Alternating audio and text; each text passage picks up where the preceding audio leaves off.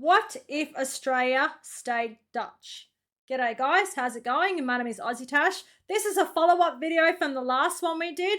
The Dutch, mate, they were the first people to land on Australian waters. They didn't colonise Australia. It just took too long. They lost interest in Australia, so they sailed away. But what if Australia had stayed Dutch? G'day guys, how's it going? My name is Aussie Tash. This particular video was suggested to me by two of my members on Discord. One from the Netherlands and one from Canada. Really looking forward to getting into this video, guys. But before we do, please remember to jump on, smash the subscribe button. It's really going to help the channel grow. Okay, we're looking forward to getting into this video. Let's go. What if Australia stayed Dutch? Shout out to Peter J. Love your suggestions. Gerben, keep them coming. Let's roll. The European empires are distinctly iconic and have left lasting impacts far and wide, from Spain to France to Portugal and of course Britain. But then there's the Dutch. At one time or another, the Dutch held imperial holdings virtually on every continent, even discovering and claiming the whole of Australia well before the English had. Yes, they did. But Australia, though we today consider it as having been a core component of the British Empire and having grown from a penal colony into a full-fledged first world power, it was originally disregarded by the Dutch as without great promise. Yeah. But what if that changed? What if in an alternate timeline, Australia became a Dutch colony? Oh, I like Hello videos audience, like Mr. this. Z here with another alternate history scenario for you. If you're new to the channel, Alternate welcome and history stay tuned. scenario. I Before we like go it. any further, Dutch disregard for Australia stemmed largely from the fact that the parts of Australia first discovered were the relatively barren north and west, Yes. which offered little financial incentive for settlement. But there was more to it than that, limitations inherent to the Dutch style of colonialism. Some Dutch holdings were large and expansive, rivaling or surpassing the size of the Netherlands proper. New Netherland in modern-day New York, the Guianas in coastal Brazil, Ceylon in southern India, the whole of Indonesia, and the Cape Colony of South Africa. But these large domains were the exception to the rule, for the numerical majority of the Dutch Empire was comprised not of large settler or resource colonies, but ports. Ports which Yes, facilitated an ports. extensive mercantile network with its nucleus in Holland, bringing valuable trade goods from around the world to the European market and enriching the Dutch nation. Even in its larger domains, the Dutch made little to no effort at major colonization and settlement, with arguably the exception of the South African Cape, and to a lesser extent New Netherland and Brazil. Okay. Even in South Africa, the modern Dutch diaspora only stands at a mere 3 million, though that population is believed to rise to 7 million if individuals of mixed race are included, though once again this is an exception. If we turn to the geographically largest of the Dutch colonies, Indonesia, one would be hard-pressed to find any evidence of extensive Dutch migration, because it Really? simply didn't happen. Even at its peak, the combined settler population of Dutch and mixed Indos never surpassed even the minority of Chinese who inhabit the islands, and who today comprise less than 2% of the total population. They went to Papua New This Guinea, makes sense didn't when they? we again consider Dutch priorities in colonization, not land for settlement or mass quantities of resources, but markets, products, and rest stops between those markets, and it's actually because of this model that the Cape accidentally became a settler colony. With the exotic markets of the Far East being in such high demand, the Cape became an important waypoint for the Dutch on their voyages eastward and back again, and naturally it seemed beneficial for ships to be able to be resupplied and provisioned by goods produced locally at the Cape. Thus, the East India Company saw to establishing farms and gardens that could grow crops, and as demand increased, so did the farms, and the population which tended them expanded outward, also growing in their autonomy as the company made active efforts to rein in the growth of the colony to only serve its initial purpose by regulating farming, impeding urban development, and restricting migration. These factors are important because it tells us that even if the Dutch had taken to setting up port colonies along the Australian coast, they likely wouldn't have pushed for the expansion of these colonies into the interior, and if anything, they would have sought to prevent their growth. Yeah. The Netherlands also wouldn't find themselves in the position Britain had of needing additional lands to resettle its large and deviant populations. The North American colonies were a convenient dumping ground for Britain's criminal population as the island cities were growing increasingly overcrowded. That's right, yeah. We started as convicts, that's right. They say we were all just convicts, that the British didn't want us, so they dumped us on Australia. Mate, we weren't all just convicts, I'm telling you right now. I have photocopies of documents that my family come over from the town of Bath on the Second Fleet. So yeah, mate, we weren't all just British criminals, okay? That's not how it happened, okay? So let's not all believe that. But yeah, it really looks like that the Dutch, mate, I'm not saying that they were lazy, but if it wasn't going to be really, well, not easy, but if they if they couldn't set it up with their networks, you know, with the networks, their sale networks and their trade networks and stuff like that, then they didn't want to have a bar of it. And that's completely understandable. Why would you? Why would you go off course when you want to stay on course? It's just silly, especially back then. We're talking of hundreds and hundreds of years ago, mate. You don't want to put in effort when you're going to get limited to no reward. So yeah, I get it. I respect it, mate. It's all good. What, 100 years later, Captain Cook come, landed on Botany Bay, colonised Australia? Mate, now we are one of, you know, we're a power source, mate. And we don't rely on the British for nothing. Let me make that very clear. Yes, we are still under the Commonwealth. King Charles III, mate, is going through a bit of trouble at the moment. He is our head of state, but mate, they don't tell us what to do. We have our own government. We have our own rules. Mate, that's it. They can't come in here. They can't sail over here. They can't fly over here and tell us what to do because that's just not cricket. If I have any British viewers watching, they'll understand what that means. And crime-ridden, and once the 13 colonies broke away, attention pivoted to Austria as a new penal colony. The Dutch, however, due in part to a great deal of urbanization and stagnant population growth, did not experience the same overcrowding issues faced by Britain, nor did they adopt the penal colony model in the same capacity the British had. Because of this, it is unlikely the Dutch would have passively settled Australia either. The most realistic scenario for a Dutch colonization of Australia is that rather than first stumble upon the barren north, they instead land in the relatively fertile and temperate south or east, and decide to establish a port around what in our timeline would be Melbourne or Brisbane, perhaps justifying the location as a launching off point for trade with the coastal communities of South America.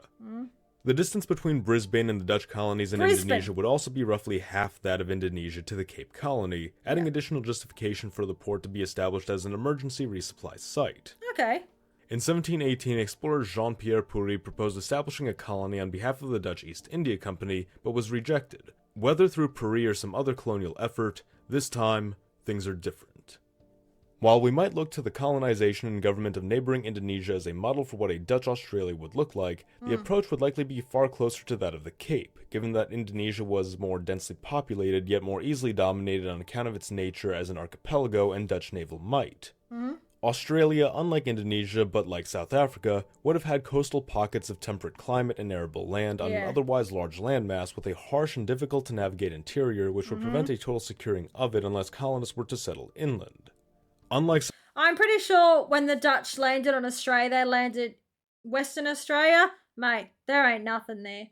There ain't nothing there for like hundreds, if not thousands of kilometers. So it was no good landing there. Like they said, if they had have landed in Brisbane, then, you know, that would have been different. I'm in Brisbane. They could have set up their network there and stuff like that. They could have set up a whole sail network out of Brisbane and stuff like that, you know, like Rotterdam. But yeah, it was never going to work in Western Australia. No way. Wasn't going to happen. South Africa, however, Dutch Australia or New Holland wouldn't be a very active port likely to receive much traffic nor settlers, since it wouldn't have laid along an active shipping route.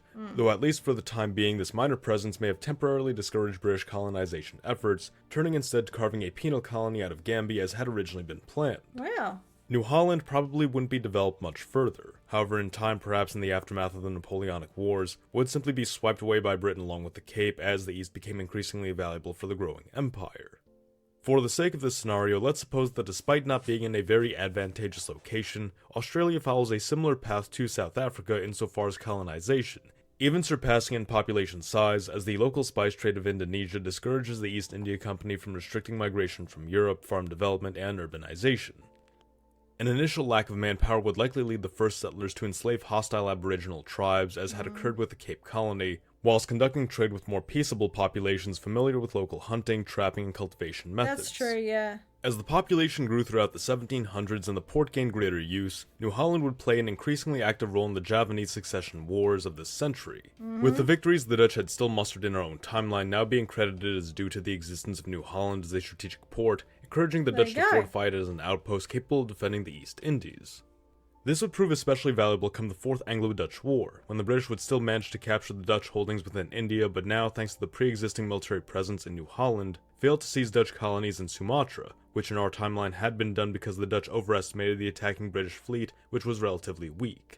Instead, the Dutch would capture Britain's holdings on the island, and as a result, the war would be seen as less of an utter defeat of the declining Dutch by the British, and more of a stalemate that would see an exchange of territories. Okay. Nagapattinam in India going to Britain, while Bencoolen in Sumatra went to the Dutch. Oh, there you go. This minor victory, however, would not be enough to wind down the years of economic and social decline felt by the Dutch mainland, and so the country would still be flung into chaos by the revolts of the 1780s until the Prussian intervention of 1787 finally put them down, only for the whole of the Netherlands to be occupied by revolutionary France some years later. Yeah. Much like South Africa and the majority of the Dutch Empire, despite being notified by the Dutch head of state via the Q letters to surrender authority to Britain and oppose the French Republic, New Holland would put up resistance to British domination before being pacified. Though in the end it would be returned to the Dutch along with the colonies of the East Indies, unlike the Cape Colony, given the lesser significance of these colonies to Britain's growing presence in India. That's right, you guys also fought that 80-year war. I just did a video on that. Oh my gosh, there was so much going on. I can't remember it all. Just like this, there is so much going on.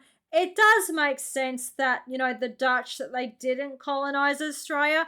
Logistically, it really just didn't make sense. They landed in Western Australia. You couldn't set up a port there. Like they said, if they would have landed in Brisbane, they could have set up a port there. They could have colonized Australia there, but it didn't work out that way.